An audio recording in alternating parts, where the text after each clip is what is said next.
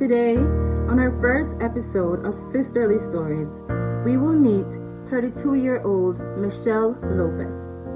Michele is the embodiment of what it means to be a strong and resilient woman. She was courageous enough to share her story with us. The theme of her story is letting go. Are you holding on to an idea, to something, or to someone, even though you know that it is not adding any value to your life? Then let it go. I hope that Michele's story inspires you to be courageous enough to let it go.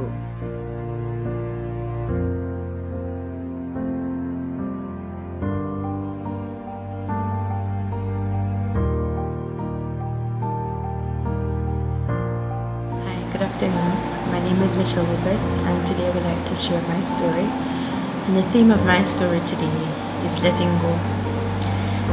My story started in 2013 when I met my then husband and fell in love, got pregnant right away shortly after we got married, and I thought that I had achieved it all. Finally, everything was finally into place for me. Shortly after that, I lost myself in my marriage, I lost myself in my kids, and I started to lose the essence of Michele.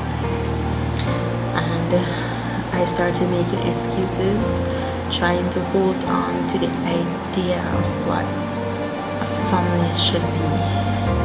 So I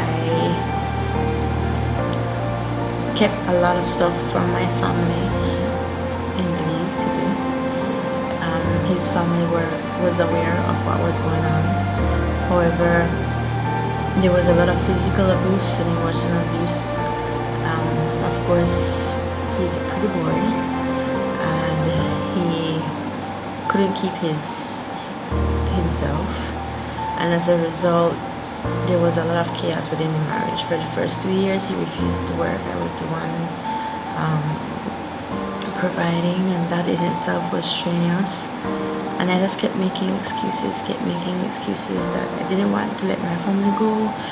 Just keep saying to myself, oh, I grew up without my father, so I didn't want that for my sons. And I just kept fighting to keep this marriage together.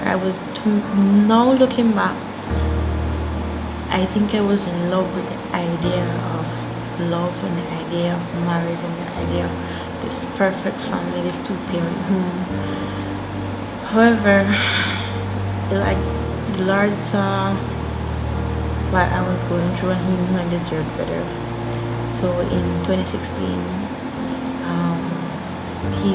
that person walked out, and despite the chaos, despite the negativity in the marriage, I fell apart. And that was the lowest point I had ever been in a long time. I went through fierce different stages of grief.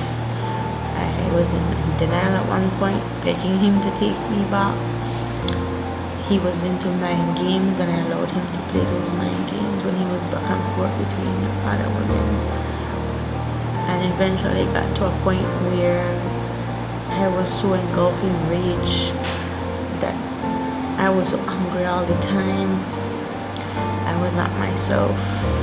And in December of 2016, I couldn't take it anymore, because I knew that this person that I was evolving to was not me. And I knew that my kids deserved better. My kids deserved a better mom, and they deserved happiness. So I got on my knees and I begged God to please heal me, remove the rage that was within me, and to help me let go, because it was causing more harm than good. And I just laid it all at His feet.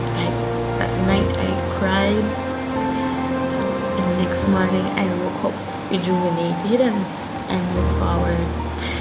Since then, things have gotten so much better since then I've learned to trust in him more. He's the head of our home. He has blessed us beyond my wildest imagination. The goals that I had wanted for my family when I had first gotten married, I have achieved most of those goals, and it wouldn't have been possible without God. So I think my greatest lesson was that sometimes we hold on to people or we hold on to things thinking that our life would crumble without this object or without this person, but in reality we don't need them. God loves us unconditionally, and he cares for us, and he will never want us to hurt. He will never want us to experience or to be in a constant state of doubt and question and unhappiness. And as a result, he oftentimes or most times will remove that negativity or that source of unhappiness from your life. And when he does that, we need to learn to let go. He did that for me, and in the beginning I did not want to let go. I was still holding on, but like beating a dead horse. And I think now, almost how many years has that been now? 4 years later, I can safely say I am happy. I am blessed. My kids are my greatest joy, and nothing is more pleasing, or nothing is more what brings me more joy than praising God, serving him as best as I can, and as well as to accept the fact that he wants good for me, and I deserve good. I deserve happiness because I am a daughter of a king.